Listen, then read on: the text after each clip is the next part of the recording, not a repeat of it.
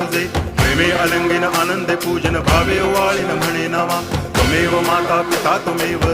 बंधुश्च सखा त्वमेव विद्या तरुणं त्वमेव सर्वं मम देव कायेन वाचा मनसेन्द्रियैर्वा बुद्ध्यात्मना वा प्रकृति स्वभावात् करोमि यद्यत् सकलं परस्मै नारायणायति समर्पयामि अच्युतं केशवं रामनारायणं कृष्णदामोदरं वासुदेवं हरि श्रीधरं माधवं गोपिकावल्लभं जानकीनायकं रामचन्द्रं भजे हरे राम राम